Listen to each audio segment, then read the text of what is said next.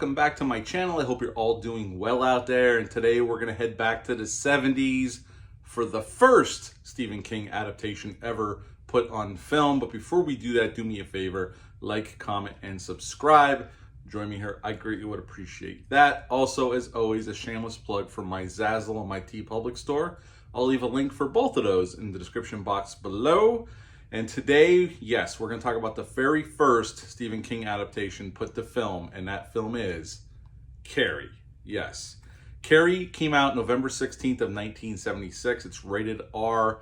It's about an hour and 35 minutes long, had a budget of $1.8 million, and upon release it made $33.8. So this was a very successful film for United Artists. And this was directed by Brian De Palma, and this was his first big hit that he's ever had in his career. In this film, we got Sissy Spacek as Carrie White, although De Palma did not want her at first. It took some convincing from actually Sissy Spacek's husband, who was the production designer. He talked to De Palma, he gave her an audition, and she won him over and got the part.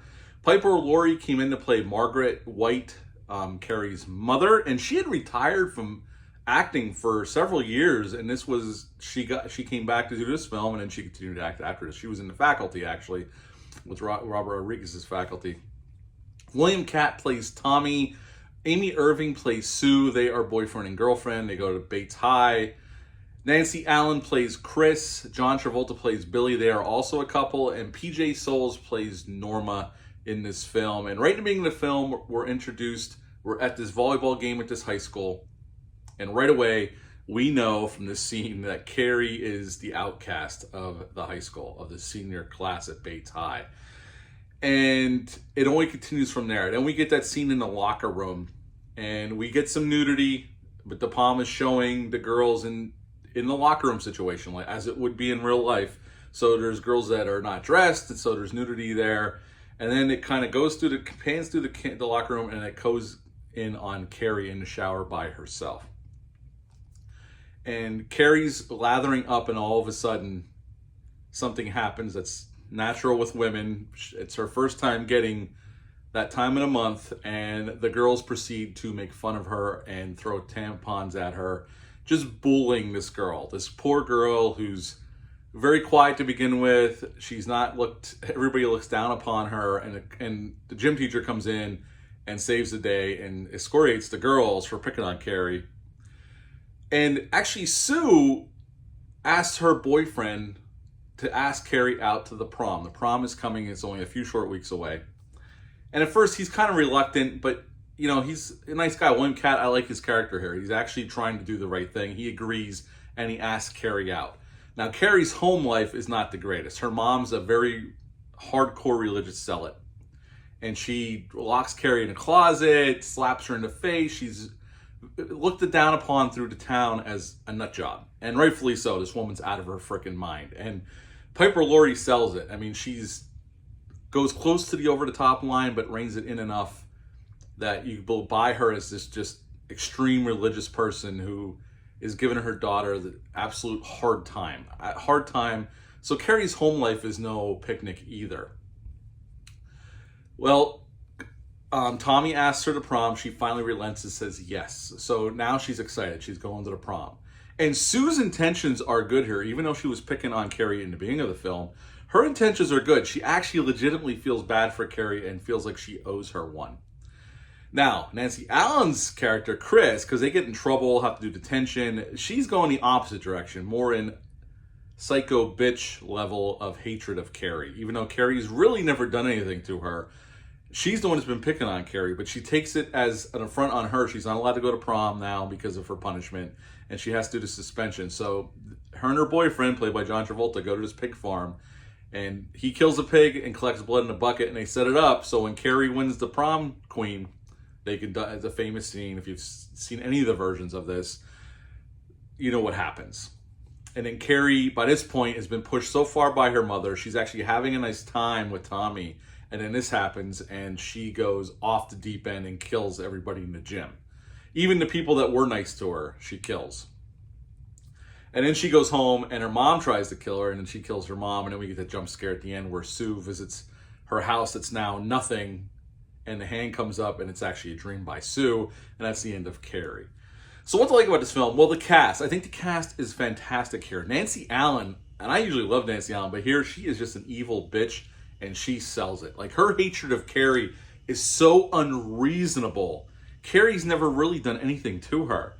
She's gotten herself in trouble, but she cannot see the forest for the trees, and that hatred of her will not allow her just to leave Carrie alone and have this nice night. She has to ruin it. And her boyfriend doesn't even know who Carrie is. Like, when she tells her boyfriend about the plan, he's like, who's that? Like, he doesn't even know who she is. Like, you know.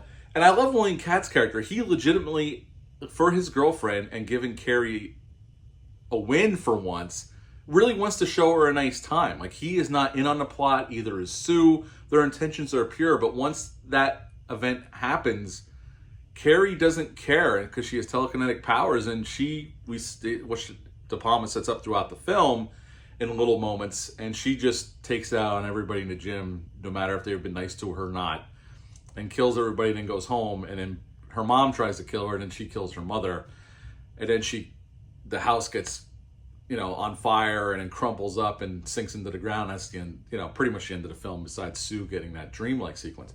I've never been the biggest De Palma fan, I'm going to say that up front, but I think he handles it pretty well here, and I got to say, the transfer in this 4K is really well done by Scream Factory. Hats off to them. The movie looks spectacular, especially for a movie from '76, especially the prom scenes, and when the blood gets dumped on her, it pops off the screen, and the different lighting, it comes off really, really well on this transfer. It's definitely worth an upgrade if you're a fan of this movie. Again, the cast is great. I think the pace is great. It's only 96 minutes long, so it doesn't overstay its welcome.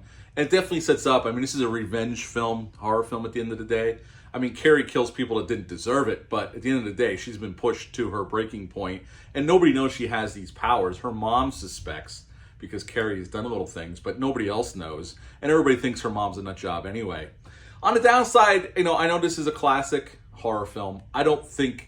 I like it a lot. I really do, and I think it holds up pretty well. It's not my favorite horror film. This wouldn't even go in my top 20, but it's definitely a solid movie. Now, this was based on Stephen King novel, obviously. His first published novel was Carrie, and this was his first novel to be adapted into a feature film. And he was only paid $2,500 for the film rights, for rights to the book to make into the film, so that wasn't very much. And the school was named Bates as a nod to Norman Bates from Psycho. The prom scene took 2 weeks to film, so it was, that took a long time, a lot of planning to pull that off. Because there were a lot of effects, especially once Carrie starts killing everybody, there's a lot of effects, and this was '76, so they had to figure out a way to do it for real, so, that's why it would take so long to do it. And this was John Travolta's first major film role. He would go off to do Welcome Back, Kotter right after this. Matter of fact, he got Welcome Back, Kotter right as he was filming this, and he went off to do that right after this was done filming. At the end of the day, this is a classic horror film. I do enjoy this film, and I would give this one a 9 out of 10. A 9 out of 10 for Carrie. What are your thoughts? What would you rate Carrie, the original? Now, having said that, let me know down below what you would rate this out of 10, or letterbox rating. You can go 5 out of 5 stars if you want. Doesn't matter. I am actually going to do every version of Carrie. I'm going to do The Rage Carrie 2. I'm going to do the remake with Chloe Grace Moretz, and I'm going to do the TV movie as well. It's streaming on Tubi. So I'm going to go through the whole Carrie, every iteration of this movie I'm going to go through on this little review journey. I thought it was a cool thing to do. I had never reviewed this film or the other ones. I'm going to watch The Rage Carrie 2 tonight, so I'll have that review sometime shortly after this review drops. But yeah, let me know down below what you think of the original 1976 Carrie. We're going to go through the rest of them as well, and we'll talk about those as we get to them. But that's it for this video. I gave Carrie a 9 out of 10. I'll see you soon with another video. Bye.